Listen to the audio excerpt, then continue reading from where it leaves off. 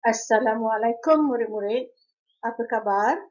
Cikgu harap semuanya dalam keadaan sihat walafiat. Kita sambung pelajaran hari ini dengan tajuk penjodoh bilangan. Rujuk buku teks muka surat 12. Apakah yang dimaksudkan dengan penjodoh bilangan? Penjodoh bilangan ialah perkataan yang digunakan bersama kata bilangan dan kata nama. Kata bilangan tu kamu kena lihat gambar tu ada berapa objek dengan bilang 1, 2, 3, 4, 5 dan seterusnya. Kata nama pula ialah 4 perkara yang kita dah belajar sebelum ini, iaitu tentang manusia, binatang, benda dan tempat. Penjodoh bilangan yang pertama, orang. Penjodoh bilangan orang berfungsi untuk semua golongan manusia. Contoh, guru, doktor, jurutera, polis, askar, petani, nelayan, murid-murid, kanak-kanak, semua manusia. Kita guna penjodoh bilangan orang. Lihat gambar ni. Ada doktor. Cuba bilang ada berapa doktor? Dia ada 1 doktor. Doktor ialah manusia. Tadi kita guna penjodoh bilangan orang. Kemudian bilangan 1 ni kita tukar kepada sa ataupun se, menunjukkan 1. Kemudian ejaannya dirapatkan. Se kata bilangan, orang penjodoh bilangan, doktor ialah kata nama untuk manusia. Jadi seorang doktor. Ingat ya, ejaan dirapatkan seorang. Jadi ayat ni, seorang doktor sedang merawat pesakit di hospital. Contoh kedua. Dalam gambar ni, cuba bilang ada berapa. 1, 2, 3. Ada 3. Ini gambar apa?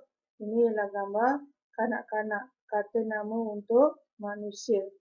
Jadi, bila manusia, penjodoh bilangan ialah orang. Jadi, ada 3 orang kanak-kanak. Ayatnya, 3 orang kanak-kanak sedang membaca buku di perpustakaan. Penjodoh bilangan kedua, ekor. Ia berfungsi untuk semua jenis binatang. Contoh, kuda, nyamuk, ikan paus, kucing, kambing, lembu, ayam, itik. Semua binatang, penjodoh bilangannya ialah orang.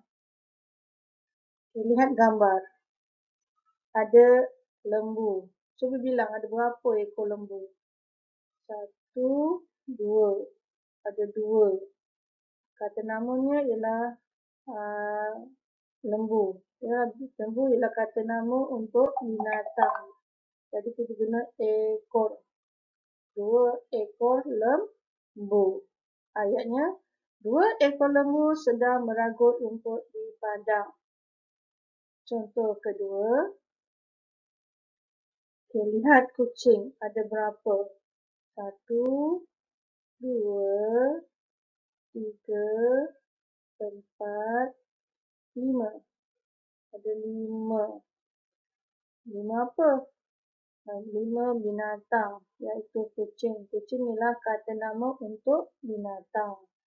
Jadi, penjodoh bilangannya ialah ekor. Sebab semua jenis binatang, penjodoh bilangannya ialah ekor. 5 ekor kucing. Contoh ayatnya, Adam memelihara 5 ekor kucing. Dan yang ketiga, biji. Biji berfungsi untuk semua jenis buah-buahan, sayur dan benda-benda yang berbentuk kecil. Benda-benda kecil ya. Contoh, buah apple, labu, melon. Okay, lihat gambar. Ini kata nama ni, ini ialah durian. Durian ialah kata nama untuk benda. Cuba bilang ada berapa. 1, 2, 3, 4. Ada 4 durian. Okay, apa penjodoh bilangannya untuk durian? Semua jenis buah, penjodoh bilangannya ialah biji. Jadi, 4 biji durian. Contoh ayat, ayah membeli 4 biji durian.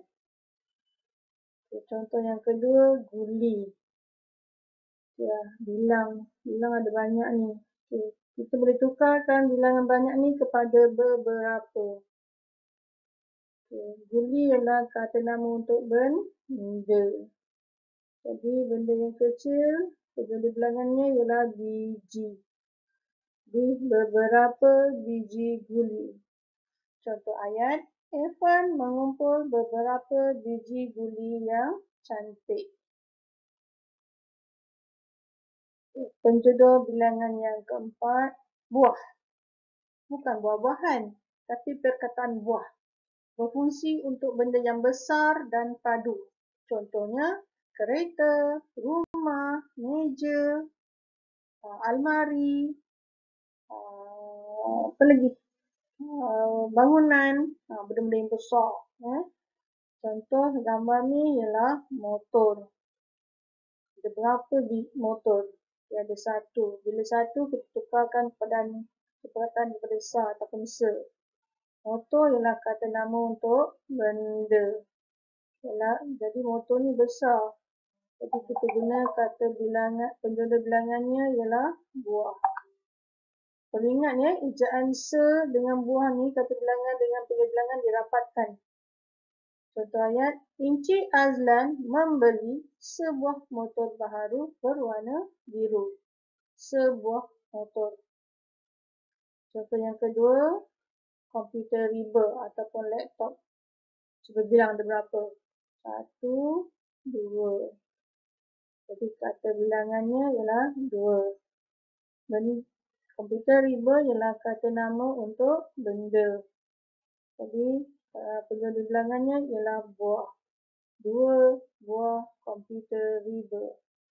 Contoh ayat, Puan Nalina pula membeli 2 buah komputer riba baharu. Penjodoh bilangan yang kelima, batang. Berfungsi untuk menunjukkan benda yang panjang dan keras. Sungai, panjang kan sungai? Penyapu, keras batang dia. Pensel. Contoh, gambar ni ada gambar pokok kelapa. Pokok kelapa ialah kata nama untuk benda. Ada banyak juga pokok kelapa. Jadi kita guna beberapa. Okay, beberapa batang pokok kelapa. Contoh ayat, ada beberapa batang pokok kelapa di hadapan rumah Farid. Contoh kedua, ini gambar pembaris.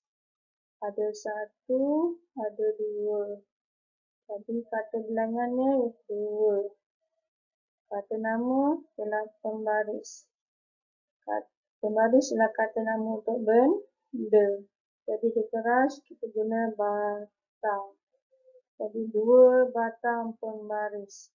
Contoh ayat, Ikmal ada 2 batang pembaris. Okay. Yang keenam, penjodoh bilangan helai. Berfungsi untuk benda-benda yang nipis, ringan dan lebar. Contoh, daun, tuala, kertas. Okay, lihat gambar. Ada berapa objek ni? Ada 1. Ada 1 bilangan dia. Kita tukar kepada se. Ini ialah gambar baju. Baju ialah kata nama untuk benda. Baju ni ringan. Jadi se sebab 1. Sehelai baju. Contoh ayat, ibu menggantung sehelai baju ke meja. Contoh yang kedua, bilang kain 1, 2, 3, 4, 5. Ada 5. Ini ialah gambar kain batik. Kain batik ialah kata nama untuk benda.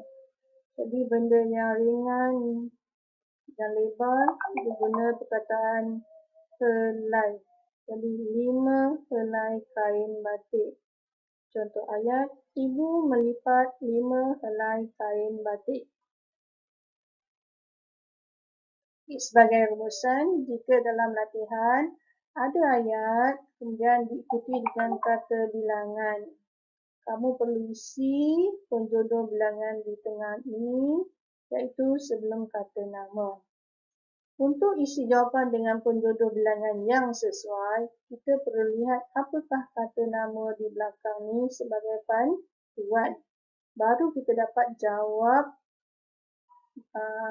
penjodoh bilangan yang sesuai. Jika kata nama ni ialah tentang manusia, jadi penjodoh bilangan ni kita guna orang. Jika kata nama belakang ni ialah haiwan, binatang, jadi penjodoh bilangannya ialah ekor. Jika kata nama belakang ni ialah benda-benda yang panjang, kita gunakan penjodoh bilangan batang dan seterusnya. Okey. Selain daripada 6 jenis penjodoh bilangan ni, ada banyak lagi kata penjodoh bilangan yang lain. Kita akan belajar lagi di tahun 2, 3 dan seterusnya. Kamu faham dulu 6 kata bilangan ini dulu. Nanti kita sambung. Sekian untuk kali ini. Terima kasih.